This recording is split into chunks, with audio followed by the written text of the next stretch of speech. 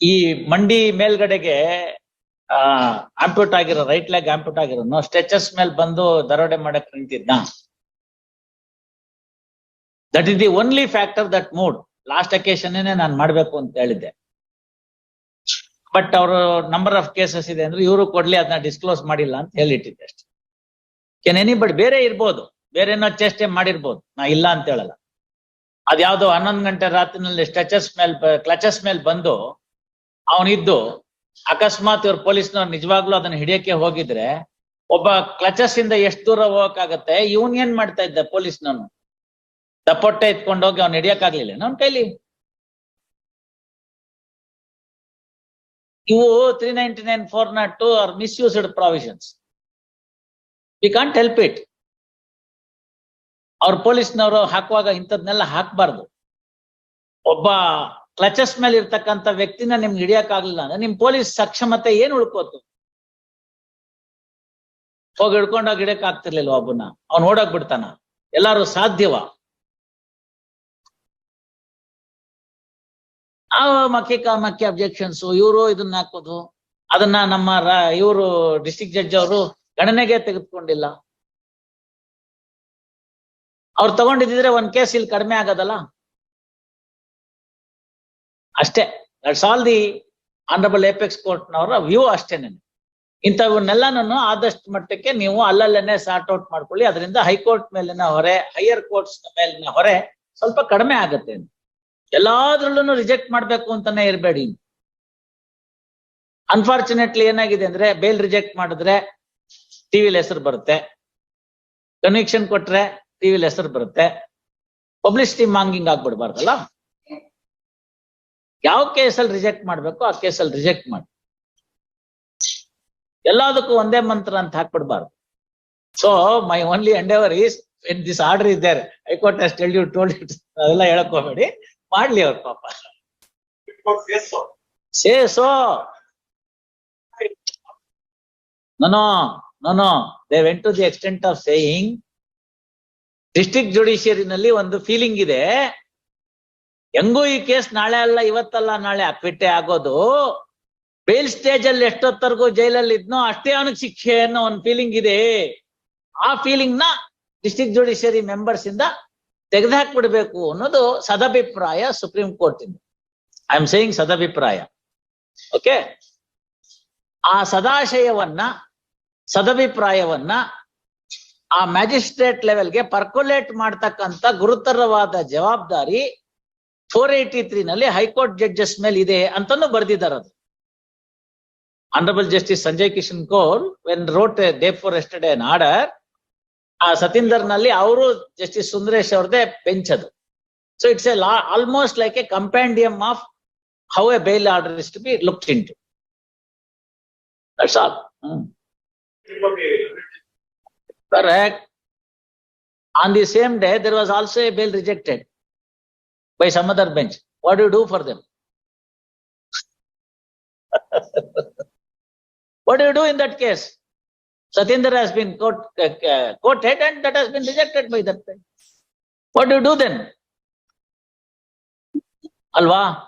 ಹಾಗಾಗಿ ಆ bale act ಬಂದು ಅದ್ರಲ್ಲಿ ಹೇಳಿದಾರಲ್ಲ, ಬೇಲ್ ಆಕ್ಟ್ ನ ಆದಷ್ಟು ಮಾಡಿ ಅಂತ, ಆದಷ್ಟು ಶೀಘ್ರದಲ್ಲಿ ಅದಕ್ಕೆ ಅನುಷ್ಠಾನಕ್ಕೆ ತನ್ನಿ ಅಂತ ತಂದ್ರೆ ನಮಗೂ ಪ್ರಾಬ್ಲಮ್ ಇಲ್ಲ.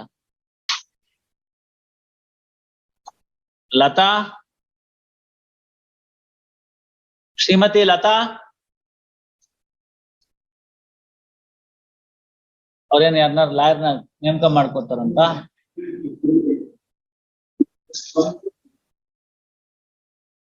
ನೋಡಿ ಮತ್ತೆ ಬನ್ನಿಮ್ಮ, ಬನ್ನಿ. ತಾವೇನಾದ್ರು ಬೇರೆ ಲಾಯರ್ನ ನೇಮಕ ಮಾಡ್ಕೊಳ್ಳೋದೇನಾದ್ರು ಇಚ್ಛೆ ಇದೆಯಾ? ತಾವೇ ದೂರ್ ಕೊಟ್ಟಿರೋದು, ತೆಗೀರಿ ಅದನ್ನ. ದೂರ್ ಕೊಟ್ಟಿರೋದು ತಾವೇನೆ. ತಮಗ್ ಬೇರೆ ಲಾಯರ್ ಬೇಕಾ? ಸರ್ಕಾರ ಲಾಯರ್ನವ್ರು ಸಾಕ? Second respondent present. She submits that she has no intention to engage a counsel of her own choice and learned HGP would protect her interest as well. Learned HGP seeks time to file objections after taking instructions from the second respondent. Release this matter. Yes. Sridevi.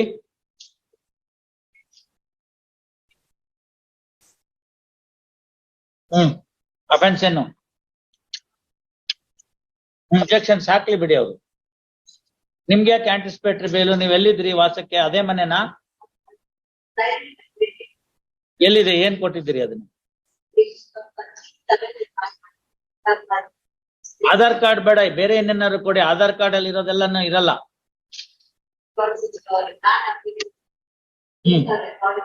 ಏನೋ ಕೊಟ್ಟಿದ್ರಿ, ಇದ್ರಲ್ಲಿ ಏನು ಕಾಣಲ್ಲ. ನಿಮ್ Aadhaar card ಅಲ್ಲಿ ಏನು ಕಾಣೋದಿಲ್ಲ ನೋಡಿ. ಇಲ್ಲಿ ನೋಡಿ, ನಿಮ್ಗೇನಾದ್ರು ಕಂಡ್ರೆ ಹೇಳಿ. ನನ್ ಕಣ್ಣಂತೂ ಚೆನ್ನಾಗಿಲ್ಲ, ನಿಮ್ ಕಣ್ ಚೆನ್ನಾಗಿರ್ಬೋದು. ಮತ್ತೆ ಯಾಕೆ ಹಾಕ್ತಿರಿ ಅಂತದ್ನೆಲ್ಲ documents? How can I read this, madam? How can I read this? All right, in the remand application, what they have stated. See, all documents are like this. What about Aadhaar card then? Then, all right, where is that remand application? Read it.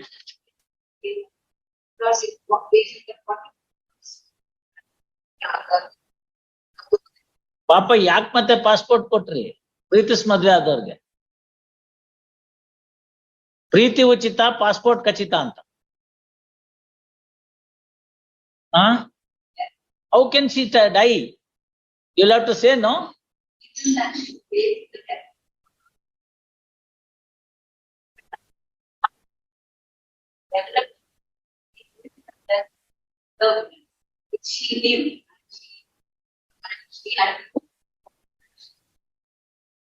Alright, you file your objections.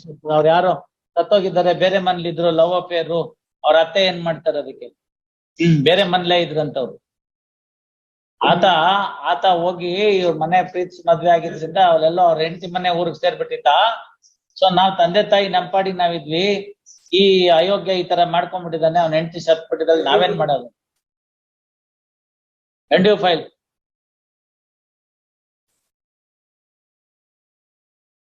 You are not in custody. It's a 438 request.